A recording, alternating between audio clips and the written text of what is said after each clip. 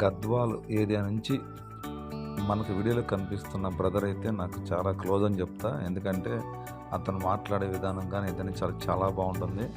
ఒక పని చెయ్యాలి అనుకుంటే అతను కష్టపడి మరీ అక్కడ ఏదైనా సరే సాధించాలి అనే ఒక తపంతో అయితే పనిచేస్తాడు. గత వారం 10 రోజులుగా గద్వాల నుంచి ఇక్కడికి వచ్చి తిన్నా తినకపోయినా ఒక్కసారి తన జీవితంలో ఒక వజ్రం దొరికితే తన జీవితం మారిపోతుందని, తమ కుటుంబ సభ్యుల జీవితం కూడా మారిపోతుందన్న ఉద్దేశంతో అయితే కష్టపడుతున్నాడు. త్రిపురాపురం కొండ మీద అయితే అతను నేను చాలాసార్లు చెప్పాను, ఖచ్చితంగా ఒక వజ్రం దొరికిద్దని చెప్పాను. కానీ అతను ఇంకా కష్టపడుతూనే ఉన్నాడు. పలు ఏరియాల్లో అయితే మనోడు వజ్రాల కోసం అయితే వేట కొనసాగిస్తున్నాడు.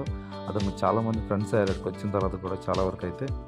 ఏది ఏమైనా సరే ఈ బ్రదర్కి అయితే ఖచ్చితంగా వజ్రం దొరకాలని అయితే నేనైతే భావిస్తాను. మీరు కూడా ఖచ్చితంగా కామెంట్ చేయండి ఇతను వజ్రం దొరకాలని.